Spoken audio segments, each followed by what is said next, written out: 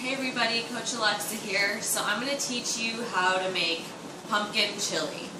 So what I did is I got these cute little tiny pumpkins from 365. They also sell them at Target and at Walmart. And I baked them at 375 for about 45 minutes. And I did this with all my meal prep. As you know, if you've been watching, I do all my vegetable cooking and meat cooking on a Sunday, so I just threw these in the oven with my other vegetables. So once it became soft, I cut the top off and I gutted out all the seeds, just like regular pumpkin. This would be a fun activity to have your kids help you do. So now I have the bowl, essentially. So now, to make the chili, I have a tiny saucepan. As you can see, not a lot's going to fit in there, so I don't want a huge pot bowl right now.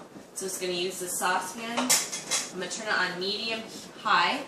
And I'm going to take a can of diced tomatoes and put it right in there.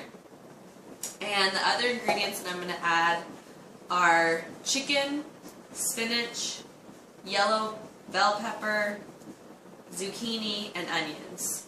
So how I'm going to do this is I wanted to top it off with zucchini, so I cheese grated the zucchini with a cheese grater. And I cut the onion, which is why my eyes are extremely watery right now. And I cut the yellow bell pepper. The onion and the bell pepper are perfect timing because everyone's getting sick right now. Both of these are super high in vitamin C, so they'll help protect your immune system. I also just got back from a trip, super busy week, so I actually bought a rotisserie chicken and gutted out the breast of the chicken, and it's perfectly good and it's already ready. I don't have to cook it, and I have some spinach ready to go. So while this is cooking, what I'm going to do is I'm going to have some spices added into it. So in order to protect my immune system, I've got some ginger. It also speeds up metabolism, so I'm going to put 3 to 5 shakes of that in there. And then have some turmeric. This is really good for your joints to help with inflammation. So I'm going to pour some of that in there. And I'm also going to put in some curry, again good for your immune system. So this curry will give it kind of a kick. So I'm going to let all of that simmer together here. Alright, so then I'm going to add in the chili additives. So I'm going to throw in the onion and the bell peppers and just let that simmer in the tomato sauce right there. And then also add in some chicken. Good handful of that in there. Need that protein. If you, I've been getting some requests for some vegetarian stuff. If you are a vegetarian, then you could add something like hemp seeds or beans or lentils to this, or even quinoa to get some protein.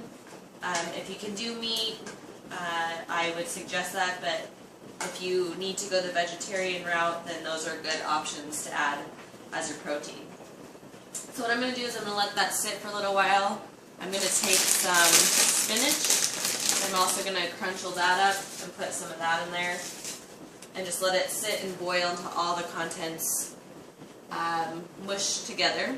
And then what I'm going to do is I'm going to take every content that's in that saucepan and I'm going to pour it into this pumpkin, and then I'm going to top it off with zucchini as kind of like the cheese of the chili.